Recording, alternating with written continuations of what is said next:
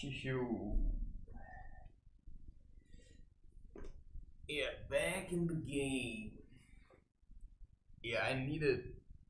Yeah, sometimes I think I need some time, and then there's actually not that much time that I need. Because I always know how to get back up on the horse. And now you've seen me doing crochet. This is one. Now I'm making a juggling ball in brown because I don't have juggling balls. Now I have them. And I thought about how could I make a juggling ball? And then I thought about, well, I could crochet them and then fill them with rice or something, right? And so I did. The alternative, of course, would have been I would have bought them, but I didn't want that for whatever reason. I also believe that sometimes it's actually better to use what you have and then see what you can do with it rather than just buying things, because you just learn to adapt, right? If you don't have juggling balls but you have apples, well, you can train juggling with apples, but the problem is when the apple falls, it breaks. Now I've been trying to juggle with glass jars or whatever, but the problem was these weren't really objects that I had only for juggling.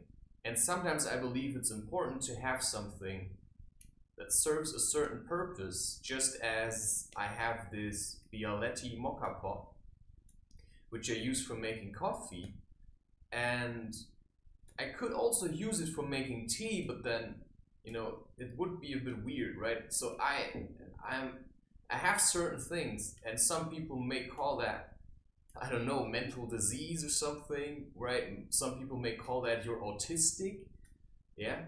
Simply because I like to work with patterns, right? I like patterns in my life. I like certain things that give me stability. And because in emotional terms, I realized people can't really give me stability a lot, right? So I find that troubling. Emotional stability is something that you have to learn to give yourself. So what I realized in my life was that I was often relying on other people to give me what I actually wanted to have. And that makes you dependent, of course. But you also have to acknowledge that in some scenarios, you cannot give everything to yourself. If you want to be a mother, and you want to love as a man or a woman in a family environment, then you have to work towards making that a reality. So of course you can just say, no, I just want to be a mother and I'm just going to adopt, or I'm going to have them shoot semen into me. But why would you do that? Why would you deny a child the love of parents because you can't make it happen for yourself, because you keep running away from it?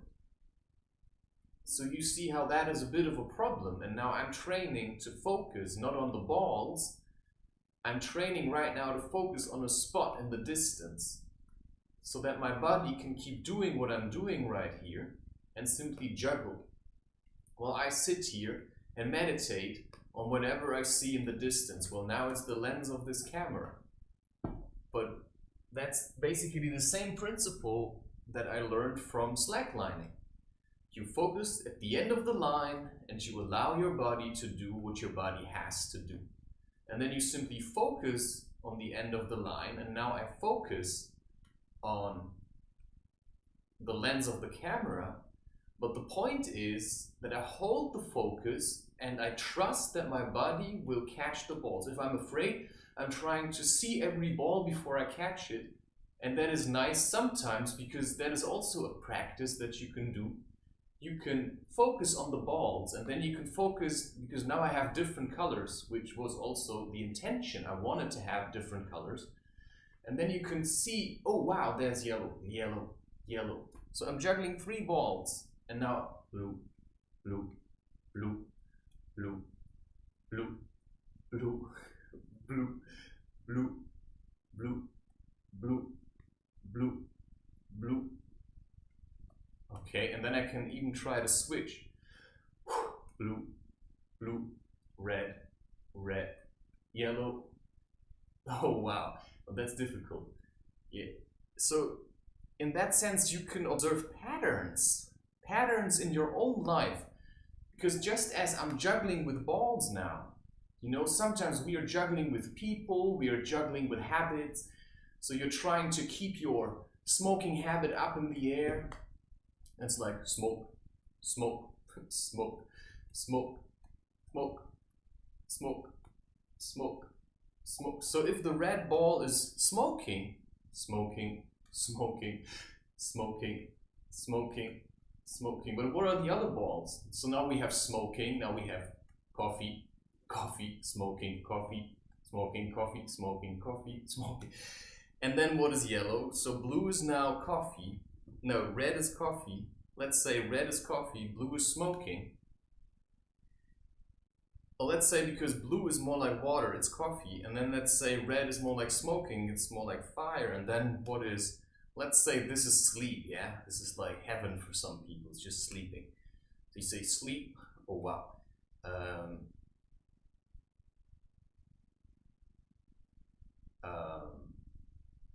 Smoking, sleep, coffee, smoking, oh, now it's getting difficult. Smoking, sleep, coffee, no. Coffee, sleep, smoking, coffee. Yeah, okay. Coffee, sleep, no. Smoking, coffee, sleep, smoking, coffee, sleep, smoking, coffee, sleep, smoking, coffee, sleep, smoking, coffee, sleep, smoking, coffee, sleep, smoking, coffee, sleep, smoking, coffee, sleep, smoking, coffee, sleep, coffee, sleep, smoking, coffee, sleep, smoking, coffee, sleep, smoking, coffee, sleep, smoking, coffee, sleep. You see, this is how some people live their life. They wake up and the first thing they have in mind is smoking. Now, one of the first things I have in mind is certainly coffee. But I also drink that coffee and then I try to do other things. So I try to replace coffee with other things. Sometimes I stretch out the moment a little before I drink coffee and I do this instead. And then I realize, wow, how does that make me feel? And what I realized just now, you know, wow, it's a bit much.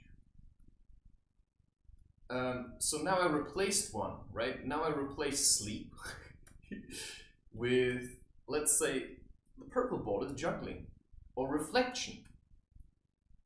Maybe I'm just replacing a bit of my sleep that I think I need a lot with going inwards, right? So purple is also the color of the crown chakra, if I believe. Blue is the color of the throat chakra, and red is the color of the root chakra. And now gold might be something that's like higher, because there are more than 7 chakras. It's just, to simplify it, we just say there's 7.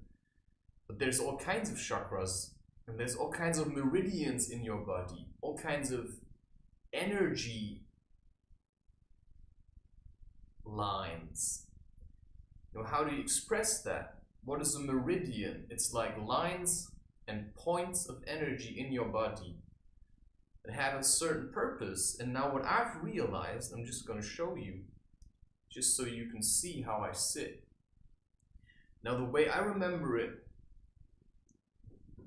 I'm just going to sit like this. So I let my shoulders hang, but now I don't see. Yeah, which side is higher now? This is my right side, obviously. This is my left side. But I can't see right now.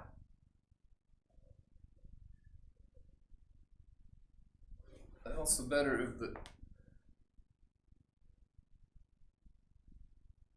Because I've been working on this already now, but what I saw was when I was filming myself, in the beginning the right shoulder was a bit lower than the left. And that shows clearly there's an imbalance. There's an imbalance in your system. And one way you can see that there's an imbalance is if you get easily tired when attempting to stand a lot, when you are constantly drawn from love to hate. You know, you love someone, you hate someone. You know, you try to be gentle, but you just don't manage. Or you try to be gentle with others and you are even harder with yourself. It's like self-punishment. So what we have to understand is that there is a right side and that there's a left side. And that in the middle is the center. Now if the right side is too strong, it's like pushing down the left side, yeah? And if the left side, I'm not sure if the left side can be too strong, but it's also this kind of smothering where the word mother is in, to kind of drown a child in your sorrow, in your, I want to help you. Yeah, that's the one side. And then the masculine side is more like, you know, I'm gonna help you for your own sake. And the feminine side is more the, I want to take care of you so badly that even when you're 35, you know, I'm still gonna cook cake for you and give you money when you're here. It's like, oh, my son. So this is like the left side is the feminine side and the right side is the masculine side. So from your perspective, right? So this is my right side, is my masculine side. This is my left side, it's my feminine side. And I've realized, because I was taught as a child, you know, I wanted to write with left. And I was being, you could say, denied that, but I allowed them. Because I allowed it to happen because I was vulnerable and weak. That's the truth. I was too weak to say, but I want to draw with left now. I want to write also with left. I want to be able to write with both hands. I could have said that. I could have said, I want to be able to write with both hands. And this is where juggling comes in. Because I've realized there is an imbalance. And I've realized it because I don't just look at, oh wow, I've got a six-pack. Oh wow, you know, I'm starting to grow breast hair. You know, there's hair coming out of my chest. Well, I hope it's a sign for, you know, maybe my heart chakra is growing and that's why there's, or maybe I'm just getting older or more mature. You know, I don't know why my body grows hair out of my chest now. It's something to do with energy. You know, I don't know how much it's gonna be. I assume it won't be that much. But, you know, when it's there, I'm certainly not going to shave it. Because if you have hair on your chest, then there's a purpose. And your body tries to fulfill your purpose the best that it can. So some people, they shave off all that hair. It's like trying to stay a baby or what. You know, guys who like to fuck around a lot, you know, these one-night stand guys, they're always shaving. Why are you doing that? You still want to fool around, be a little boy? Because that's what you are, you're a little boy. And that's the same for women. If you shave your vagina, your pubic hair, your cunt, your twat, you know, whatever you shave. First of all, these are just words, so don't try to be offended, right? I mean, some people really try to be offended, you know? You just say something, they're just, oh, that's offensive. Yeah, is it? Is it offensive? Because when you shave your hair, you try to stay a boy because you don't want to be serious. Or you try to avoid being serious about, okay, I'm an adult now. There's no more fucking around, there's no more screwing around. I have broken enough hearts. So now I have to start to take responsibility for myself and work towards being a man and a father, because that is what helps society the most. When you want to be the best father that you can be, and that also means you have to learn how that is. And that means if you've been raised under the iron fist of masculinity, well then you have to start to learn to do the gentle stuff by yourself. Now I've learned that, so I humble myself to do crochet, and now I humble myself to do this. Instead I could do other things, but you know, my ability to crochet helped me out here because now I have juggling balls that I made myself, and then this is the method now. And I can tell you, sitting like this is hard work. Have you ever tried sitting in a meditative posture for hours? I've done it once on an ayahuasca ceremony. I managed maybe for 3 hours. So the first round, you know, you get the first drink, I managed to sit. But afterwards, it just got too heavy, because once the energy starts flowing, it's like, wow, your body needs to be strong. And so if I manage to sit in this posture, you know, some people, they manage to sit like this for 8 hours, 9 hours, 24 hours. This is how long you can sit and meditate. And of course, time is relevant, relative. Time is also irrelevant. Because when you sit for 10 minutes, your spirit may have sat there for eons already. You know, that's the whole point of meditation, to realize that time is indeed relative. That if I truly, really meditate for what we consider here to be 10 seconds, if I manage to get into that space, I can be so far gone that suddenly time stretches out. Whoosh. And then I'm spending millions of years doing something else, and then suddenly, whoop, I'm back in this thing, and I look at the time, and 10 seconds have passed. Now that's kind of difficult, of course, but that's what it is. It's timelessness. Meditation is timelessness. So if I really sit here, and I manage to only focus on this, what I realized is, of course now I'm talking, but if I would be silent and not listen to music, I realized that my body automatically started to relax more, and I started to breathe naturally without having to do it.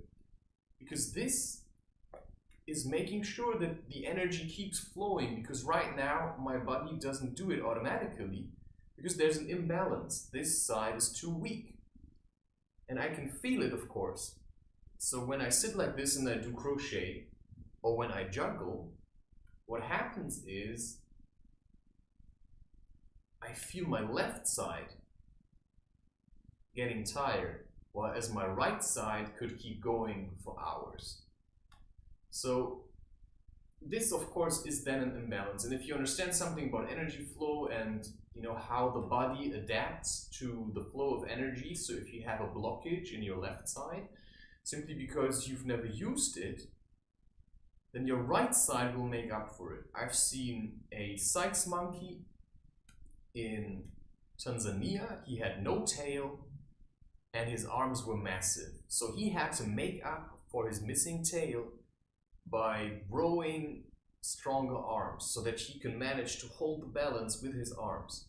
Now that's an interesting thing, because what you also get, that it actually makes him stronger. It actually makes him stronger. But it's also possible that because he's missing a tail, it's also a weakness. Because higher up in the canopy, now he has more bulk. It's possible that it's harder for him because he's missing something and he can't just attach it back to his body. So it's actually possible that although he does have more muscle weight now, he loses other qualities, such as the lightness that he was able to have with the tail. So, you know, some men, they just want to train all the time and be really muscular, but they also lose lightness. So there's a cost if you want to be super masculine and strong, and the cost is your body will be too heavy to really do practices such as meditation and yoga. So you see a lot of people who do this body weight calisthenics. They aren't about bulk. Sure, some of them are quite muscular, but they're more like what we call shredded. And I don't have a specific diet that is directed at building muscle. my diet is directed at how I feel. So I'm more concerned with my emotional state than I am with the way my body looks. But I did realize that as I'm going more deeper into this, into the yogic practices such as meditation and holding focus, I realize that my focus keeps slipping away. So sometimes I want to hold a position in yoga, because yoga is exactly this. It's to have the awareness of light and dark, and to realize that it is indeed this dance as Ren describes it. Whether he understands it or not, I don't understand.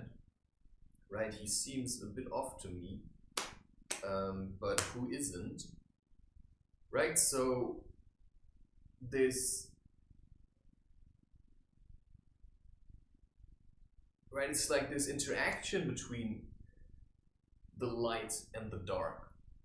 It's the interaction between the masculine and the feminine, but then in the center. Because he says it's a pendulum, right? It's like swings from left to right, from light into dark. But then where do you place life? Because light happens in the middle of it. And that's what humans sometimes confuse a little, right? They either shy away into the darkness or they run away into the light.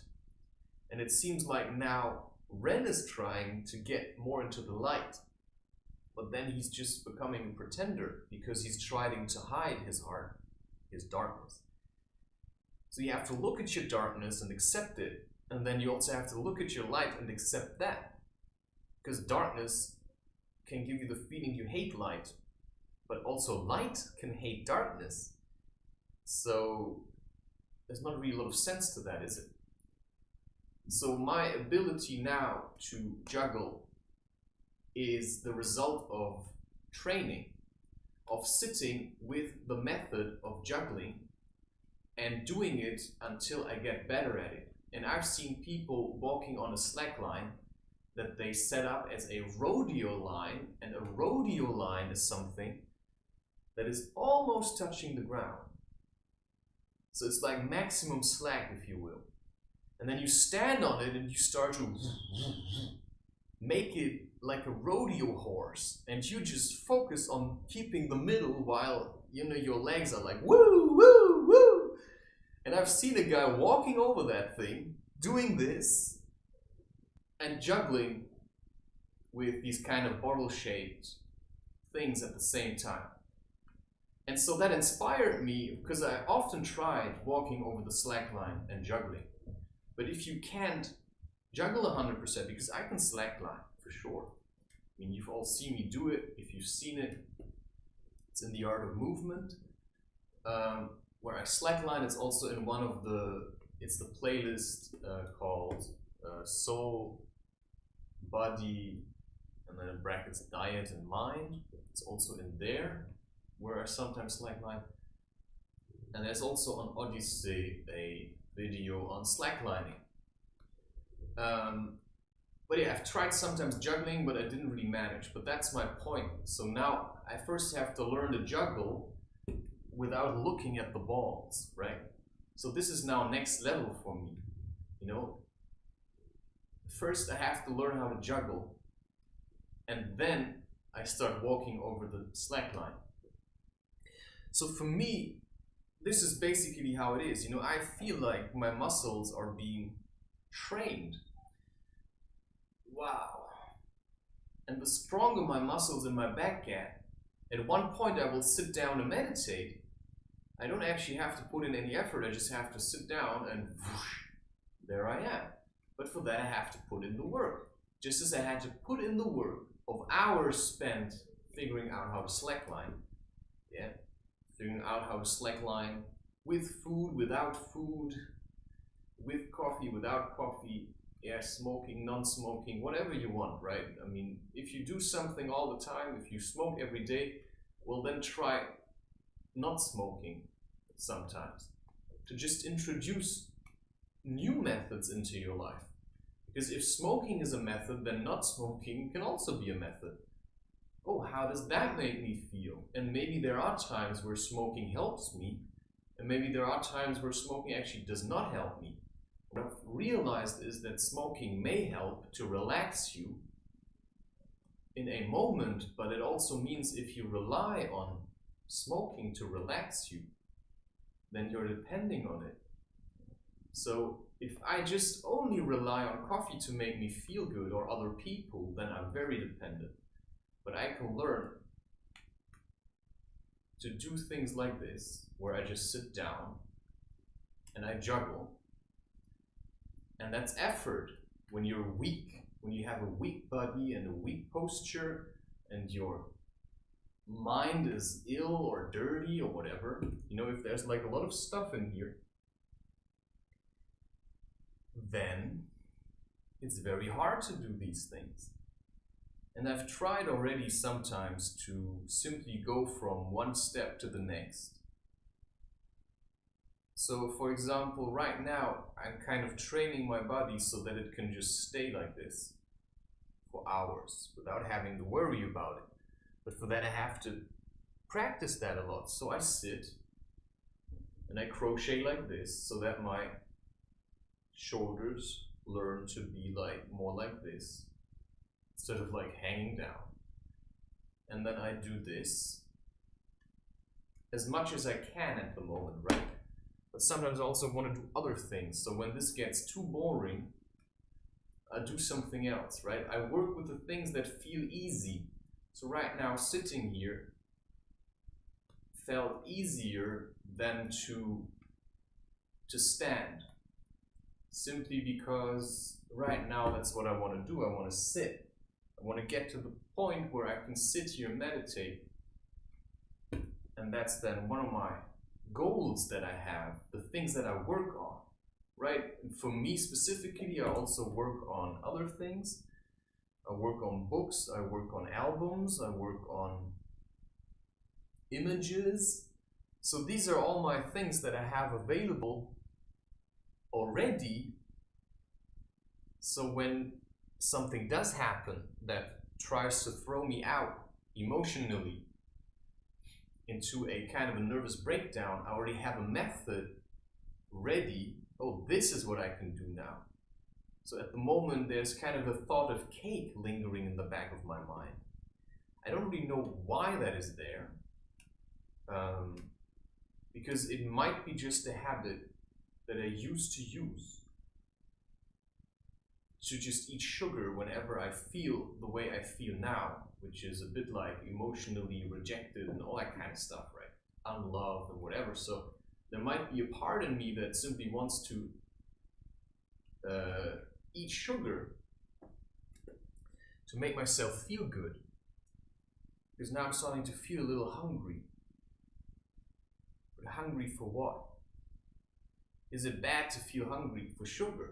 Or can I just relax into it and say, hey, maybe I'll find other ways to satisfy my need for sugar. Maybe I can manage that if I simply sit for a long time with my hunger for sugar. And then something comes up. Oh, that's what you could do instead. So I could sit here and juggle all the time. But I also have to allow myself sometimes to give in a little, because I don't know if I'm just bullshitting myself.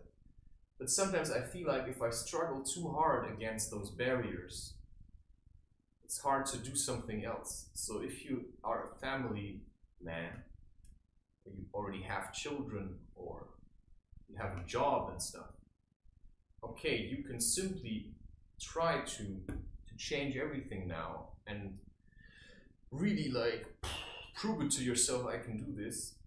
But you also have to see if it's really working the way you think it is. So maybe you want to jump onto the slack line right away and juggle at the same time. Yeah, that's what I want to do. And then you try that and you buy your slack line and you buy your juggling balls and you get on top, but you can't even stand. And then you're really upset because you can't even stand on the slack line. and you can't even juggle, so you can't do anything. So a better way is to maybe first start juggling, and then you do slacklining. And when you've done that, you combine them. So when you you can even do it separately, right? You can slackline and juggle separately at the same time, and then once in a while you practice, because now you've got two methods. Because maybe sometimes you have a day where slacklining is not really what you want to do, simply because, yeah, it's raining. But what you can do instead then is you can juggle. You don't have to juggle the whole day. I mean, sometimes it's enough you just take the balls and you just try. The way I started was like this, right? Just take one hand, you simply juggle, and then you, of course, look at the balls. It's harder to do it with two, I feel, but you can train that, wow. And then sometimes you can even throw them higher. And then you can try to do it faster. And now my goal also at the moment is to have two in each hand and then do this. But my left side is still a little uncertain about how to be, how feminine, how much femininity, or how do I want to express my femininity? Because that's what a lot of people have a real problem with. You know, they don't want to be as masculine as these super masculine, pumped up jerks. Or maybe, yeah, politicians are a bad example because they're really pampered. They're just pussies in general. You just have to see them. They're all like clean-shaven, white-faced, aristocratic idiots that don't walk to work, but that, you know, they have like a whole delegation of people. I'm going to keep you safe because you're the president. It's like, oh wow, I must be really important. Well, suit yourself, right? I mean, no wonder they all have to wear suits. So that it's like the mafia, right? I mean, they're just the mafia. I mean, everybody can see that when you're really looking at it. I mean, they're just better at being corrupt than the rest of them. Because they can fool everybody that they're not. But I mean, it has been like this since ancient times, that they're stealing money from the people, right? I mean, tax is exactly that. It's just a greedy landlord who wants to sit in a castle and have everybody else living in huts. Of course, you can have a castle, but then also, I think, you know, the goal should be to invite people in.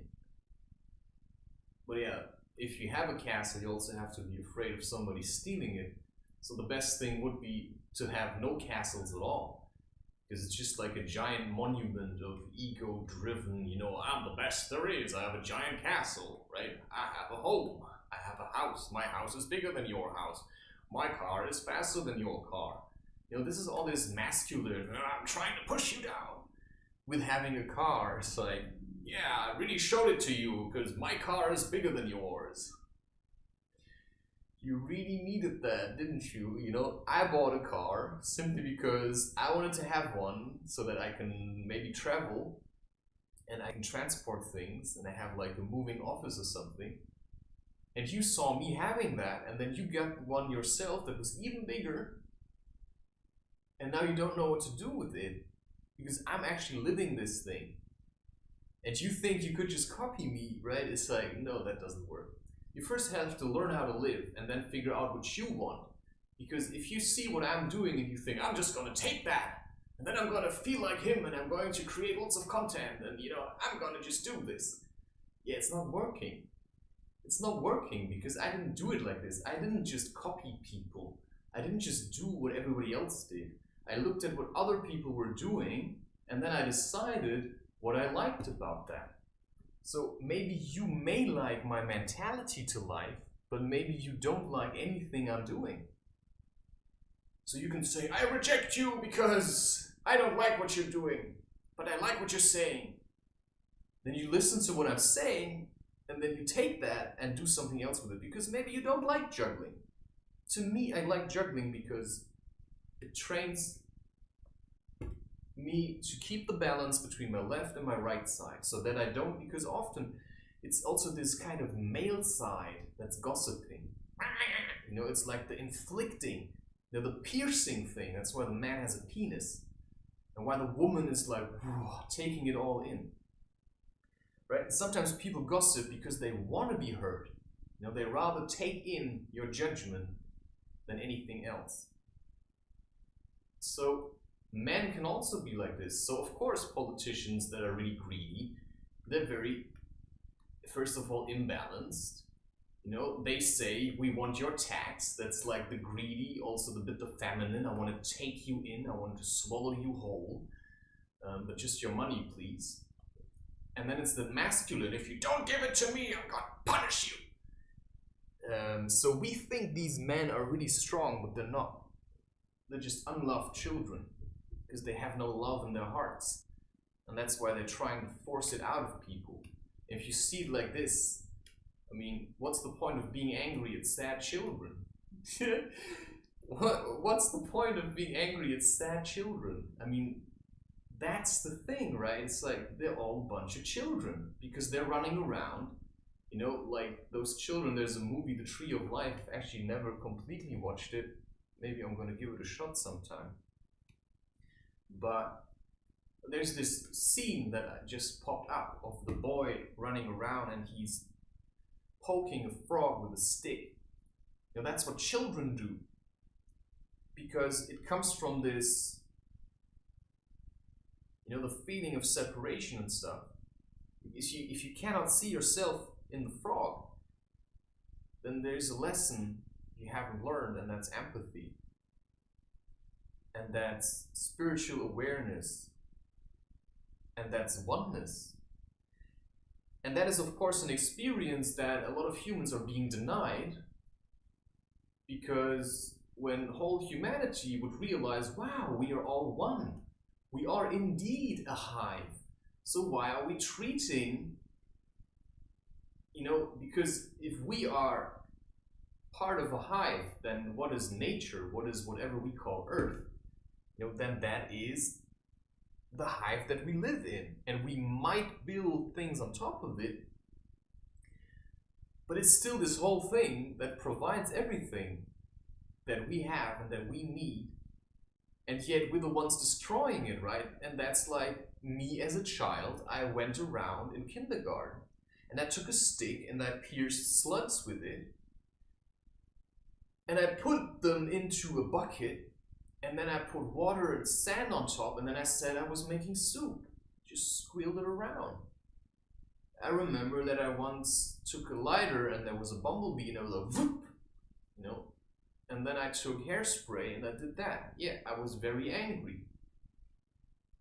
Because a child that grows up and is being loved by being given attention, enough attention by its parents, or gets love from nature, will not harm other beings. You only harm other beings if you are being harmed. And I know now that I was being harmed by people that also have been harmed. Right? So it's like a spiral. You know, somebody harms somebody, and that somebody harms his or her children. And then those children either keep on harming others in their own way, or they learn to accept that they've been harmed and grow out of it and stop this spiral downwards and start a new spiral that goes upwards. And that's then what we may call a game changer, because a game changer is not supposed to be an ego trip. Oh, I'm an alpha. I'm an alpha, you know. I'm better than everyone. I'm an alpha. You know who's like this? People who are really afraid of being trampled on. It's just an expression of fear. If you read, I'm an alpha, I wear suits, I have police, you cannot kill me because I have security, bodyguards and stuff. It's just fear, man. It's just fear. I mean, if you're relaxed about life, then why do you need bodyguards? You know, I mean, the guy who's, you know, let's just stick with the idea of the president. You know, whatever you call the president, you know, the president of the United States. But yeah, who's ever wants to be at the top of the pyramid is basically a president. You can try to be a president in your home. Be like, I bought this house, so you have to do what I say. You have to worship me. Yeah, you have to please me. You have to look up to me. And then nobody does that, and then you get really angry. Yeah, what a president you are. Yeah. So, right, the Chancellor of Germany or whatever, this is also the same principle as a president. It's somebody that wants to look higher than the rest of them.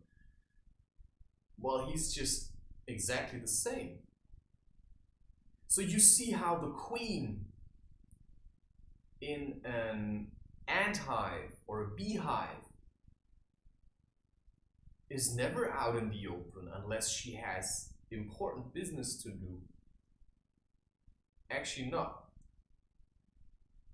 Only when the queen leaves her hive, you know, that's the new queen. So you could say that's the princess. And she will go, and I'm not sure if she takes a part of the hive, but she goes somewhere else and then settles down there. So the queen is actually, once it settles, the job of the queen is to produce followers of her hive. But the sense of that is also that new hives grow from that, so that life continues. It's like pro-life. Sure, they defend themselves, and there are hornets, and there are like sort of warrior wasps, and then there's like fungi, and then there's all kind of things that may threaten the hive. But they don't just go around just killing everything, right? Because they're super afraid. No, if there's an attack, then they react to it, and you either overcome the attack or you get swallowed up by it. Yeah, so there are, I believe, some kind of varroa mites. Right, and humans are a bit stupid because they want to produce lots of honey, right? Lots of honey. So if there's a varroa mite that attacks bees and kills them, then what do? They spray some kind of toxin that kills the mites but keeps the bees alive. But you also have to understand that actually weakens the hive.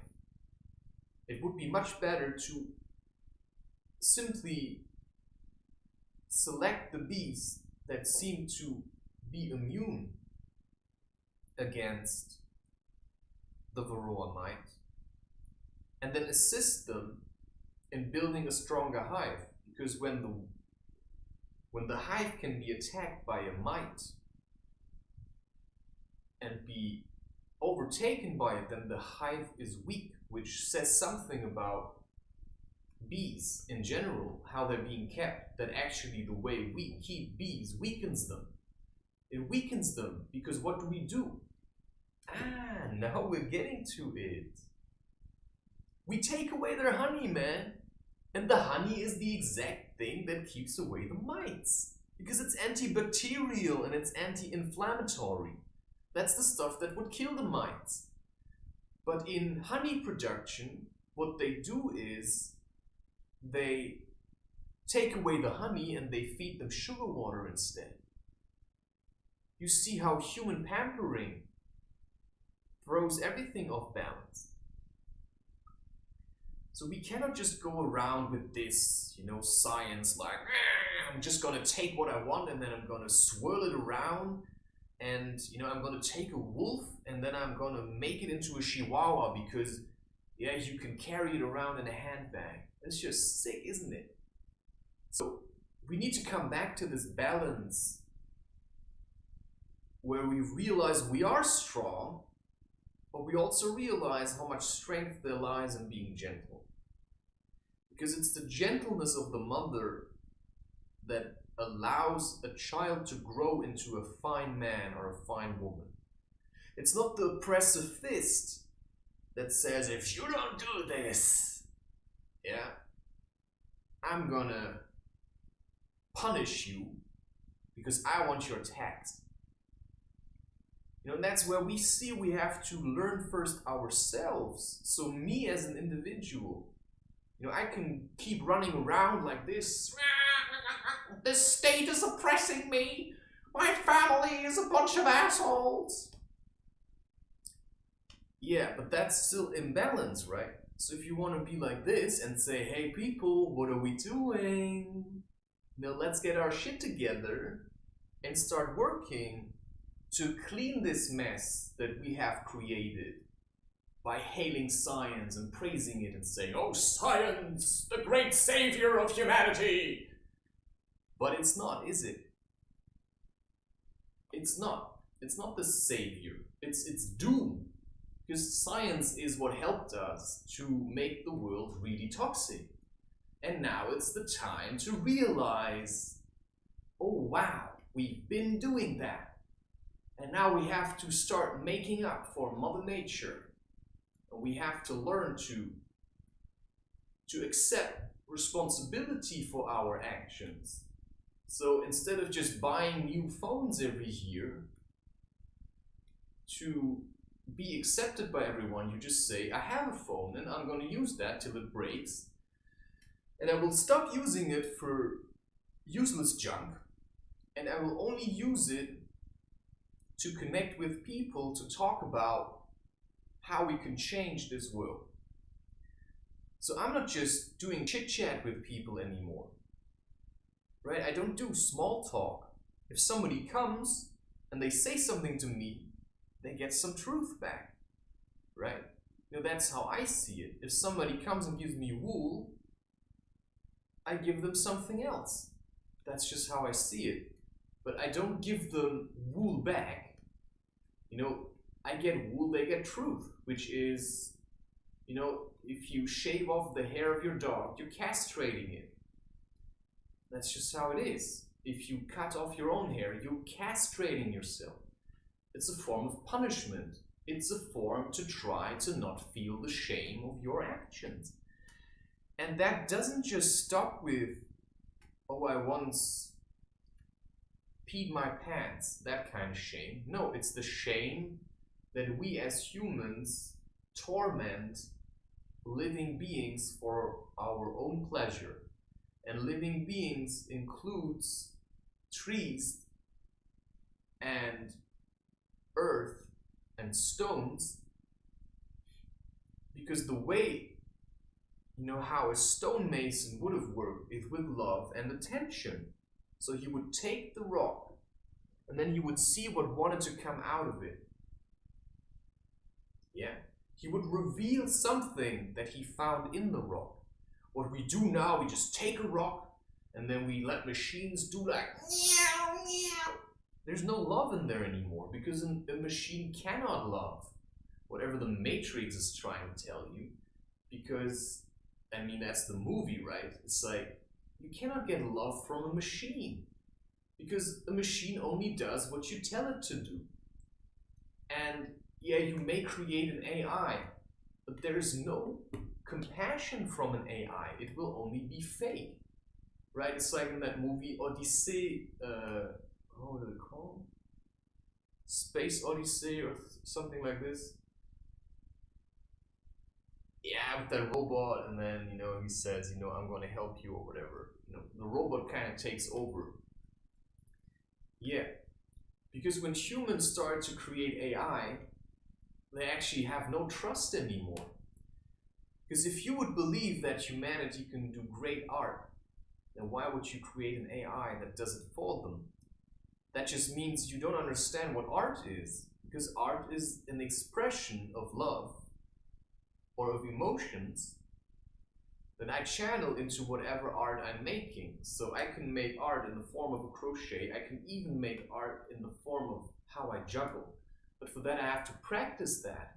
And now the way AI works is, people who like to control create something that is supposed to control art. Because sure, don't you think there are people who try to control us? I mean, it's very obvious that they try to control us with our fear. And they have an interest to boost AI. Because if humanity would stop doing art, then who's going to criticize them as artists? Because that's what artistic freedom is about. I can say something with my art that if I would use words, wouldn't be the same thing.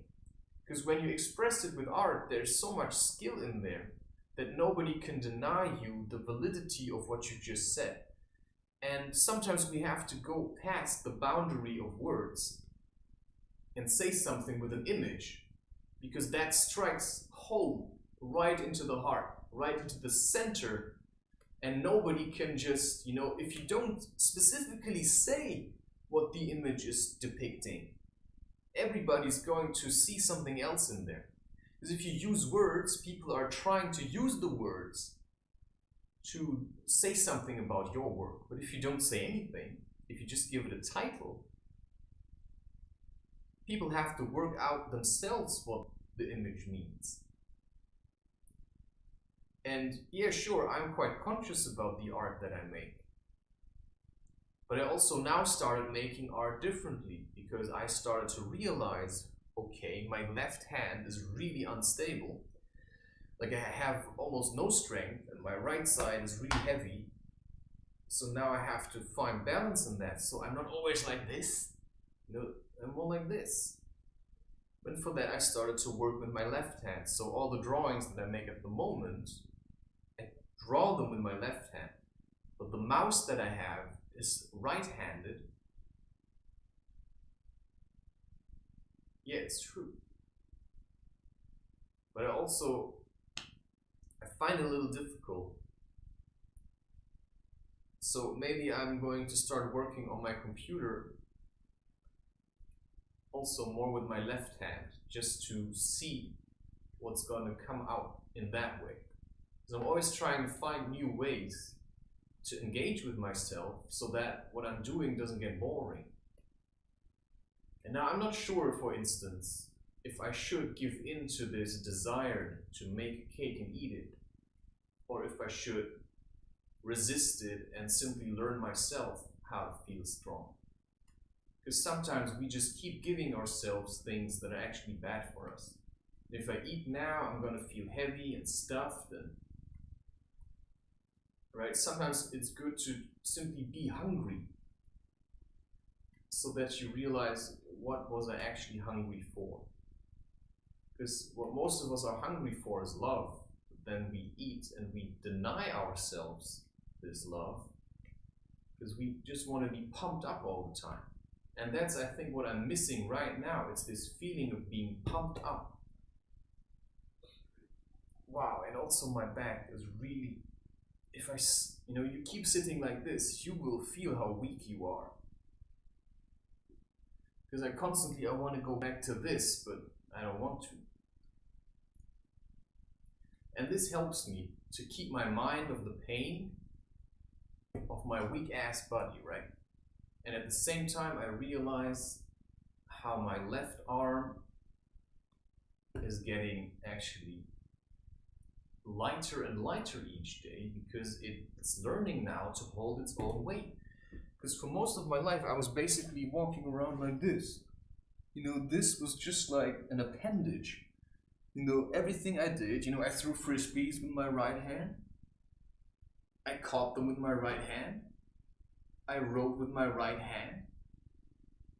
Everything I did was mostly focused on my right hand. Even when you get up, you might always get up from your right side. And that then means that this whole body side is much stronger. And that's also what I realized in my lower back when I had pain and I was stretching, that one side was much tighter than the other side. That also tells you something, that your whole body is pulling into a certain direction, and that's the energy, law of attraction. You're being pulled into the more masculine side, and that's also then how your mind works. But as soon as you have the feeling somebody threatens your position, and you're like, I have to defend myself, yeah? I have to hold my ground and be really strong now. But the problem is that these people, who suddenly start screaming at you just because you sat down on their couch or something and you don't want to leave, right? If somebody starts screaming at you, then this person is imbalanced. And that means they're actually weak, because you can just topple them over. Because if you can hold your cool in a storm on your own, then what do you have to fear from people that are throwing a tantrum? It's like with chimpanzees. I've heard people doing research with them, and sometimes, you just have to sit there, and when one of the chimpanzees throws a tantrum, you simply let him do it. He won't touch you, but if you would stand up to him, then he would have to fight you. So, standing up to a challenger in that sense also means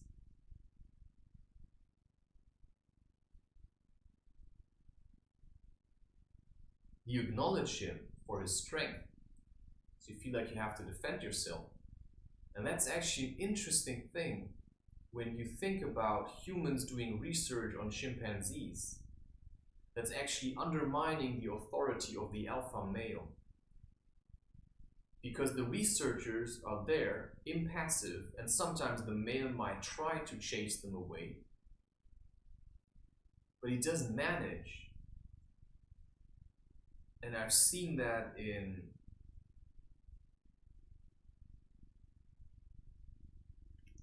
actually quite disrespectful to follow chimpanzees and study them. Because why do you need to do that for? Because you're trying to run away from humans because they're so terrible. So you'd rather spend your time with chimpanzees. So is it really bad? Well, I think what's bad is that we follow them and then we say all these things that they do and we analyze it instead of just understanding how we feel about it, right? We don't need to run all these models. It's just about, wow, this is how I felt while I was spending time with them. And I realized that it was my way of getting away from humans, because I find humans very toxic. Yeah, but if everybody's trying to live with chimpanzees now, or to work with animals, then who's working with humans? Now, I want to work with humans, and so I've been in a situation recently with some family issues, and they just exploded into my face. There was a lot of repressed anger, a lot of repressed emotion, and all I had to do was, visit an apartment, sit down on a couch, and start talking about spirituality. And that was enough to have the anger of that person explode into my face. And I was being dragged over the ground to get me out of the apartment, which was, in that sense, unsuccessful, because anger only gets you so far. And if the other person doesn't rise to the challenge, then it means, because I also didn't leave, which means I won. You get that? If you go to another person's home and you sit down on the couch and the person is sick, or says that the person is sick, and you sit down on the couch and you start talking very quietly about spirituality, and then that person says, I've had enough of your spiritual stuff, and they start screaming and they say leave, and they threaten you to call the police. This is what happened to me. And I just kept sitting, and I just kept talking, and persons kept screaming, and when I wouldn't, because I had a paper with a pen and I started drawing things on there, I said like the masculine, the feminine, and then there's like the heart and love. Then he took that away from me and he said, leave now, and he kept screaming, and I just kept sitting. I just kept sitting. And I simply hold my ground. He was screaming, and his child started to cry, and he said, look what you did! I said, you're the one who's making that. You're screaming. You are making your son cry now. Because you're screaming. Because you cannot hold your own weight. Because you have so much anger inside of you, and you just push it onto other people. Your wife, your child, everyone. And other people, you go there and say, I love you so much. Yeah. It's like, you're 28 now, and you still have to go to your father and admire him. Like, what's the point? Why can't you just admire life and say, wow, life is really, has a lot of depth to it? Yeah, because you're afraid of that. You live in fear. And so the only thing he could do was throw a tantrum. And I was just sitting there. It's like, what's your game, man? Yeah, and when I really wouldn't leave, he said, now I've had it. And then he started, he tried to pick me up so that I would leave, and I just let myself like this. Just let myself hang. And then he managed to get me 3 meters, and then he left me lying on the ground. So in the end, I won. And that's what it means to hold your ground, right? So maybe, yeah, sure, that's what researchers do with chimpanzees. They hold their ground.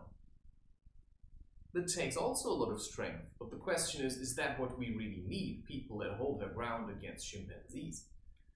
Sure, it teaches you something. It's important to learn from nature. Because if you are being trained by nature and you go back to society, you will learn to implement what you've learned from chimpanzees. But that doesn't mean we should make it a tourist attraction. That means that the people who have already been trained by nature have now to go into the world and teach the people this is the law of nature. The strongest stays where he is. And so the whole house tried to get rid of me, tried to intimidate me, and I just stayed. So what is there supposed? Like, I'm not threatening them physically. What I threaten is the construct of their lives. Because my presence says many things. And one of the things that my presence says is, everything that you think is so valuable has no real meaning to me. You have a car, you have a house, you have money. Yeah, you have a child and a woman, and you have a giant TV, and you have so much space.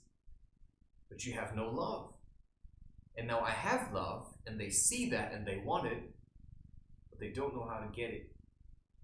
Because they are not prepared to do what it takes to get there. Right? Because they're busy being smug and superior. And they're busy sitting around acting holy and saintly. I don't act holy or saintly. I just feel the way I feel. Because I'm centered. And now this is really making sense now. So you juggle for stability. And that brings me back to the idea of methodology. A method is something that you use, and you keep using it until you've learned its lesson. You also pay attention to what juggling does. How does it make you feel when you juggle? And then you can learn. If you just juggle, it's very hard to also explain to other people why you're juggling, because that's what we want now. We want people that understand what they're doing so that they can explain it. And I understand on many levels what I'm doing. But I can also put it into words. I can translate it into the language of the person that is listening to me. And if it's a lot of people, I sure can find ways to at least make it understandable to some people, and these people can then go and explain it to others. Because I cannot make sure that I reach everyone with what I'm saying. You know, some people, they are very far away and they need other people that are a bit less far away to understand what I'm saying and then translate it. You know, my job is to simply speak about things that I realized. And yeah, you could say I'm trying the best that I can. I'm using what I have, some experiences, but mostly what I use are feelings. This is how I feel, and when I feel terrible and when I feel like I want to hurt people, then I have to work on that. But sometimes you just have to, some people you have to re-trigger. So you could say, if I wouldn't have shown my strength to, my brother, he would have kept on believing that he's the stronger one. Because he has a car, and he got a credit to buy a house and stuff. And now he feels like he can push me around because he's the one that, But emotionally, I'm the one holding this thing up. Energetically, I'm the one who's channeling the energy.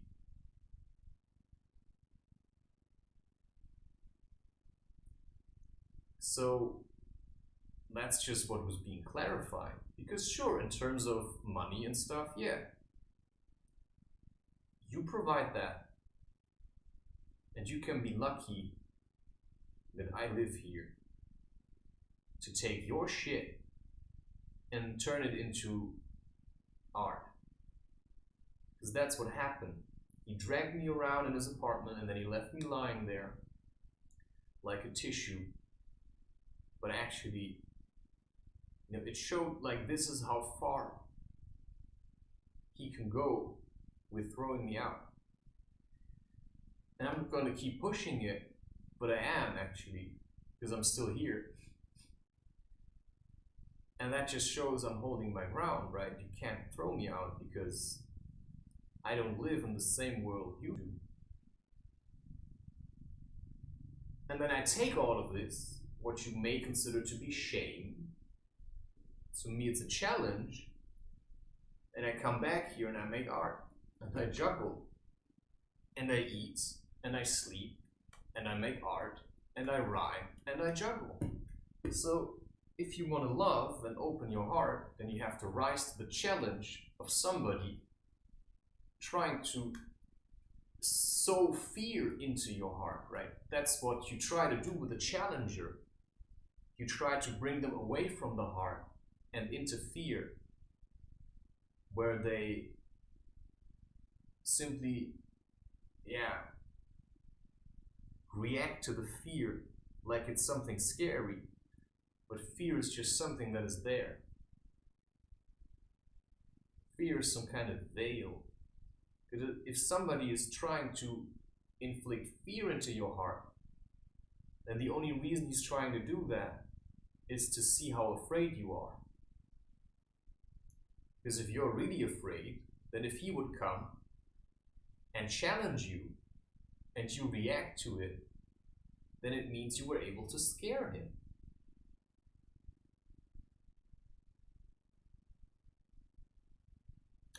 That's basically how it is. And I did feel the rush just of the anger. But, I know I can meet anyone. And what's a punch in the face from a person that is just dissipating energy into anger? No. That's not challenge. That's no challenge. Right? So, I know how to work with my own anger. And that's all I have to know. And then you realize, oh wow, now I can work with other people's anger. And that is a challenge. To work with the anger of another person, that's the real challenge. And for that you need both sides. Because if you work with anger only with this side, you just want to kill them. So you have to learn to also work on that one, so that you can love them through their anger. And then you feel like a weakling. You know, that's how we've been raised. You think if somebody calls you names or insults your mother or something with words,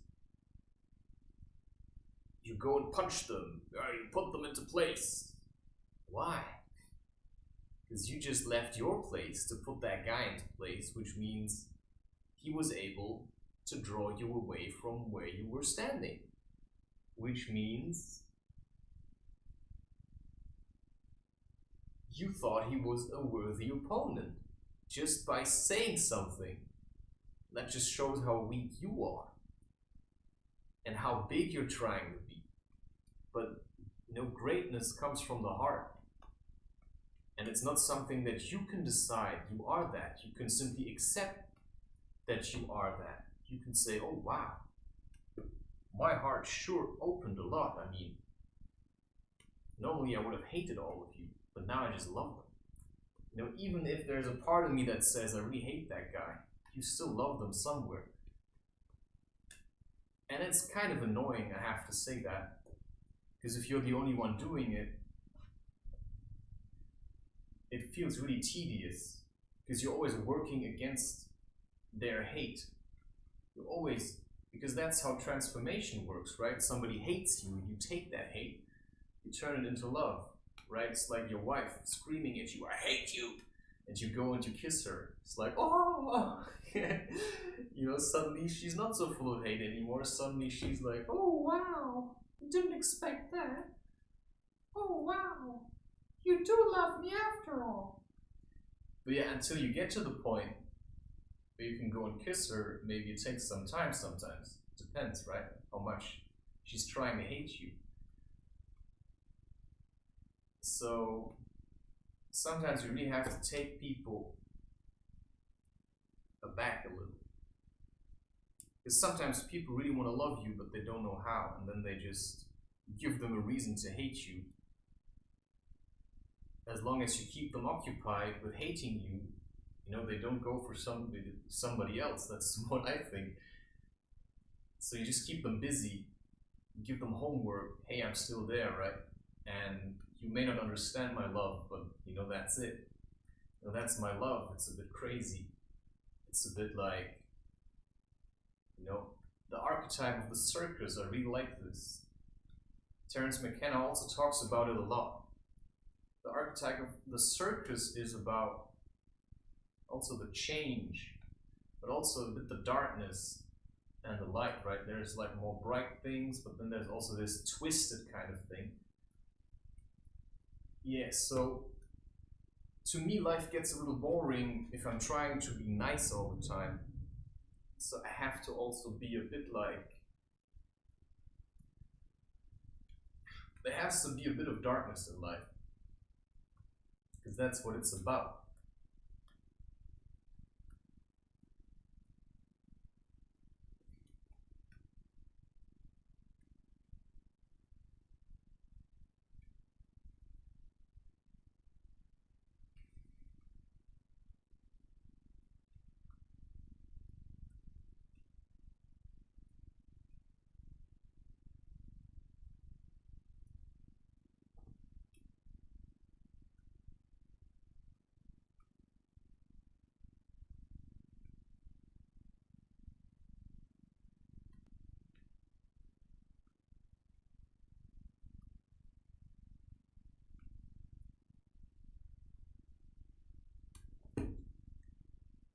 Yeah. So methodology, you keep going with it.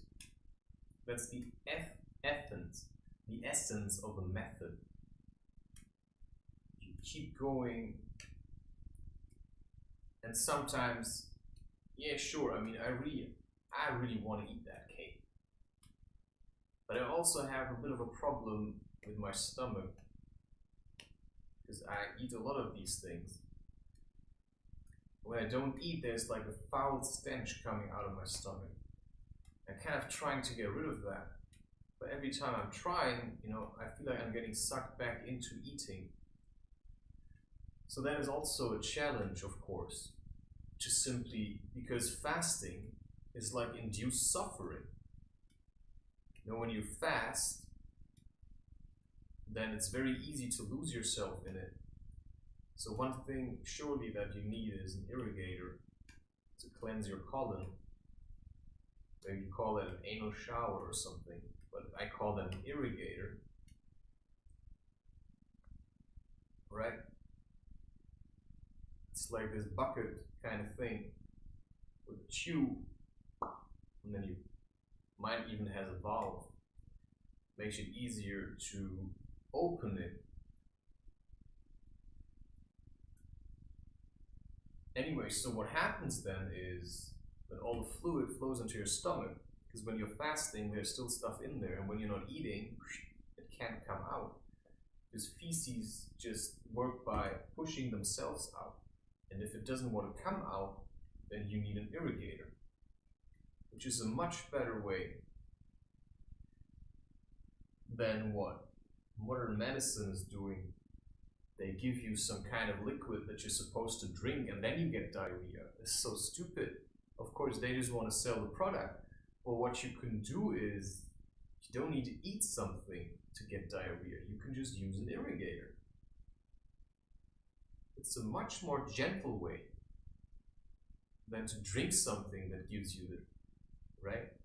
You could just use an irrigator and then also introduce people to how to fast, but they don't have an interest to do that because they want you to keep eating.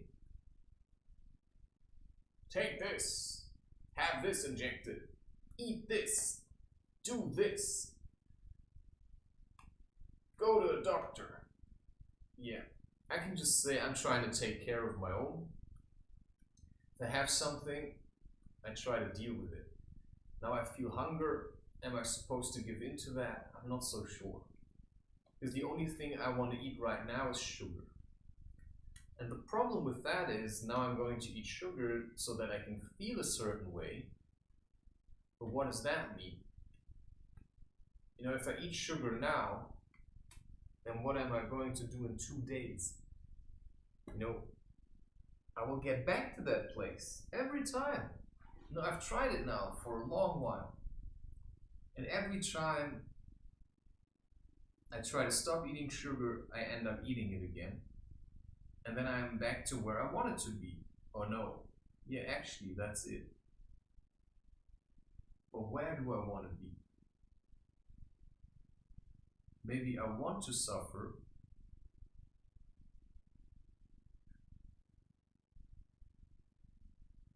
but then why don't I fast? Because I'm actually to stop the suffering.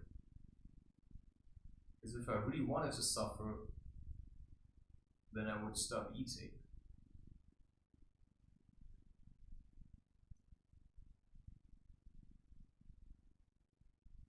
And now it just something came up and it said, stop choosing the food that you love. Because if you love food, you're trying to replace love with the food. So right now, what I would really love would be to eat sugar. Because that's how I was fed as a child a lot, right? And that means if I stop giving myself sugar when I actually want love, that means I start giving myself love more. Because if it doesn't come from the sugar, it comes from somewhere else, right? And that's what I've realized. Because ultimately, but it sure is hard. My whole mind is just stuck on this now. Just want to eat sugar. And it's very specific on how I would prepare that. Alright, it's hard to understand these things. But the more you do it, the easier it gets, right? And I fasted before, but I never managed to actually do it with dignity. I always ended up binge eating.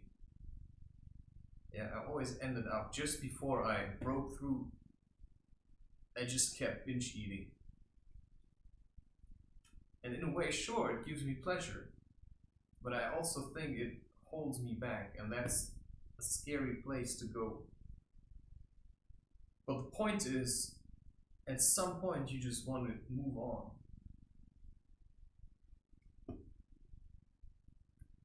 And if I keep eating a lot every time it gets hard, you know, the way I know myself, I might just say all these things, and then I might go and make a cake anyway, just to see what it does. It's like that bit of a stupid curious, because I already know what it does. I know how it makes me feel in the brain. It makes me like kind of riled up, like wow. But I also know I can feel like this without.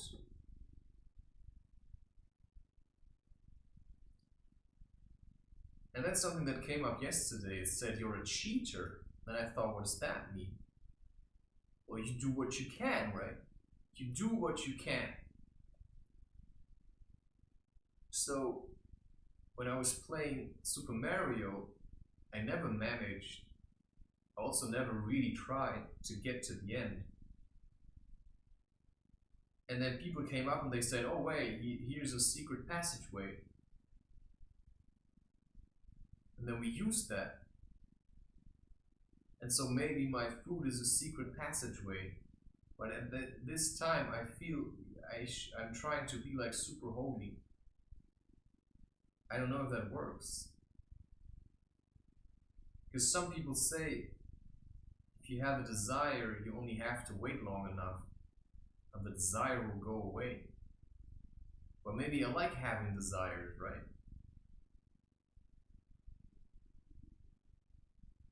Maybe I like having desires.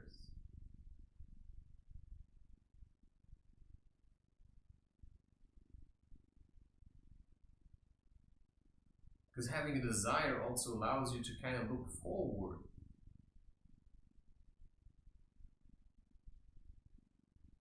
Yeah, I don't know.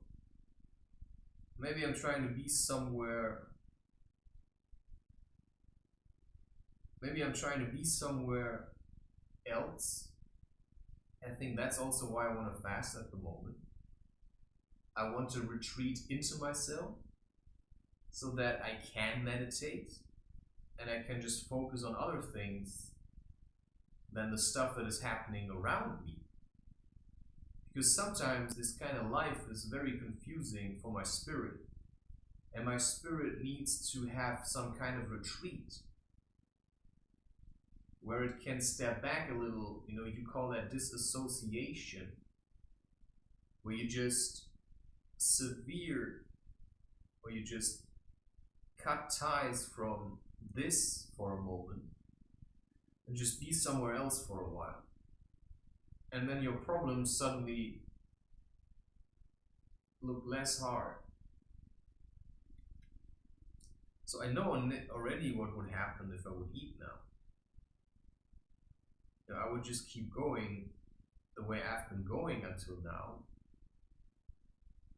But has that really been so successful? It's a tough question. Because I'm still here, right? So something isn't working the way I would like it to work.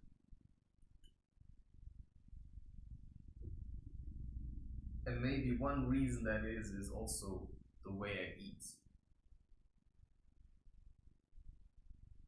But does it mean I really have to just eat nothing, or is it about changing what I eat? You see, this is how your mind slips.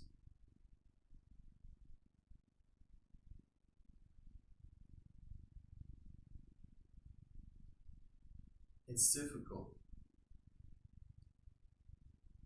At this point, I don't know what to do anymore, to be honest.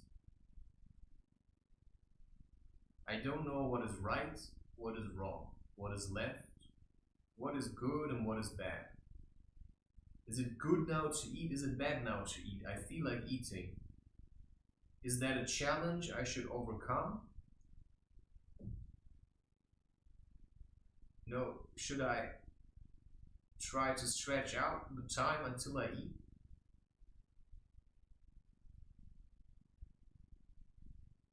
Because I have grown so far, have I not? So whatever I have done has worked somehow. You know, I've masturbated for 17 years and watched porn. And it still brought me to this moment right here. But at one point I simply stopped. And it was a challenge. But now the question is, do I want to stop with eating? You know, when I do this, I feel like I smell lies. But what kind of lies? What are these lies? And what are they really trying to tell me?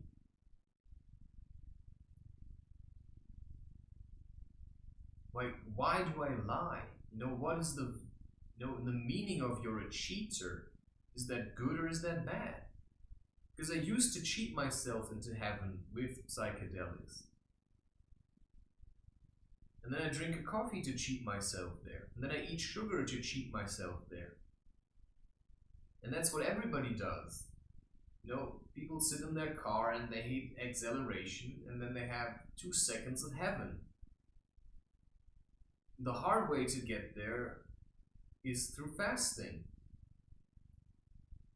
So at one point, when you know you've been cheating all your life,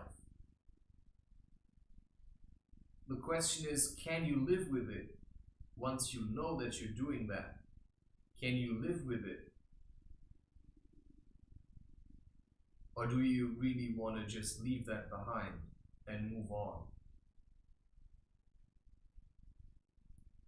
So maybe it's time to honestly suffer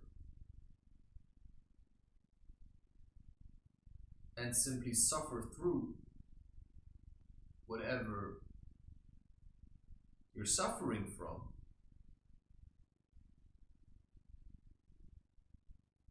Because I just feel like if I keep pretending I like doing all of this,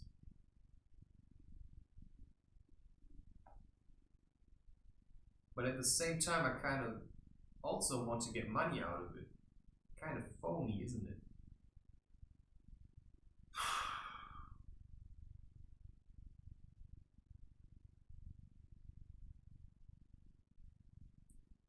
So yeah, fasting is suffering. And it is a challenge. But when I can fast, maybe for 7 days, and go about my life anyway,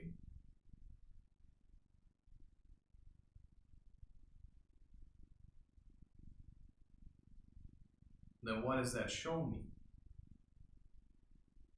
It showed me there is one less thing that I actually have to worry about. Because when I know that after 7 days of eating, I still lived and I actually felt better, then what does that teach me? I have to eat way less than I thought I did. It's like with me drinking water, when everybody says you have to drink 3 liters a day. It's just so stupid. I sometimes barely drink 1. Yeah, I drink tea, but you know, once I did a food and water fast. I didn't drink and I didn't eat for 4 days. And after 4 days I was still peeing. And one reason that is because we eat a lot of salt. And salt binds water in your system. And that's the thing, right? Because water stores emotions. So if you keep eating water, keep drinking a lot of water, and you eat a lot of salt, then you hold on to emotions. That keeps you in the past. So when you fast, all of this stuff is going to come out of your system, and then you can evolve. But it's like a conscious fasting. It's not fasting to lose weight, because that's just focusing on the body. It's focusing on how you feel.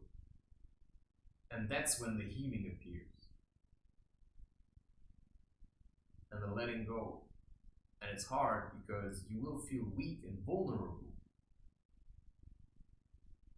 And that's what I realized. Sometimes I say these things and I catch myself how I actually think. And I realize I eat because it makes me feel strong. But when I don't eat, I feel weak. So my strength is depending on food. And that's a very unhealthy relationship. Because that's what kept me going for 1.5 years now. One reason I'm eating so much is because it kept me out of my depression. But I think now I'm at a point where I've worked past the really heavy stuff. And so I can allow myself to actually fast. But I still don't want to, you get it? Because maybe, you see, now I'm just thinking, if I just randomly fast, I have a feeling it doesn't really work. So I've been thinking how I could do it. You know, how often should I fast? It's like, should I fast? Some people, they fast maybe with the full moon. I have a moon tracker app that shows me what the moon phase is. So now I can see there's a full moon on the 5th of May. Now the question is, should I postpone my fasting until then? And just say,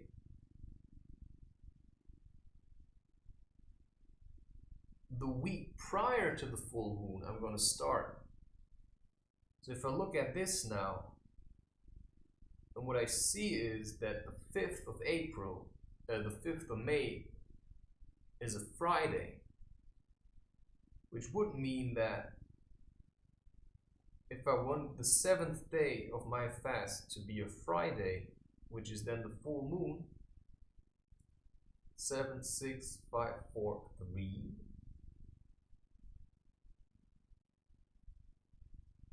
2, 1. So if I would start on the 28th to fast, and then do it 1 week, I'm wondering if that would be easier for me. Because then I can actually, if I say that now, I feel like more inclined to do it. So if I say I'll start my fast, so the last day where I eat is the 27th, then I start my fast on the 28th of April, and then I continue until the 5th. And then on the 6th, I can eat again. Because now, you know, I'm constantly trying to do a fast, but I feel like to just start randomly, right now it just feels like I need more time. Because maybe there's still things I want to do, or I need to do, or it's hard to say.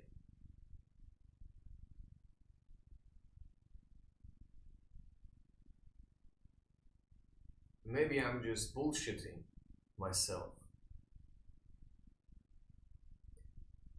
But I can say that now. I start on the 28th of April. And because I've said it now, I know it. I know myself. I will do it. I never actually pinned it down to this. Which means I can now eat whatever I want. You see how that puts a smile on my face. Until the 28th.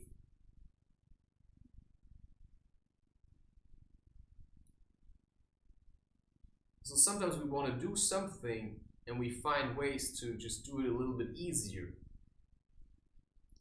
But the question is, does it have to be easy? Or maybe I could just fast now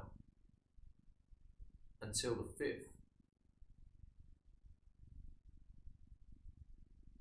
And then I feel like maybe it's a little bit too much. Maybe I just want to tiptoe myself into my ability to fast. And I know I can manage 6 days, but I also know I've never managed to really do 7 days. Because also now I still drank coffee, and I still have tea here that I want to drink. And there's just some things that I feel like, I don't know. I'm not sure how much I have to do anymore, because my channel is quite full.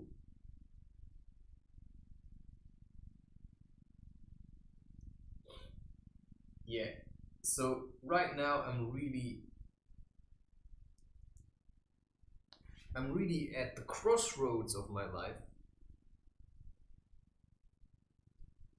And one of these things is like standing with one foot in Sugar Town and with the other one in vegan ketogenic, right? And it's very, very difficult for me. Sure, it doesn't mean I can never eat sugar again, I think.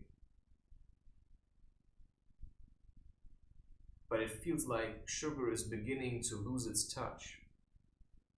Because when I feel like eating sugar now, I feel into this and I actually have the feeling my body needs something else. And I think I had that feeling all my life already. That makes you wonder, doesn't it? What caused all of this?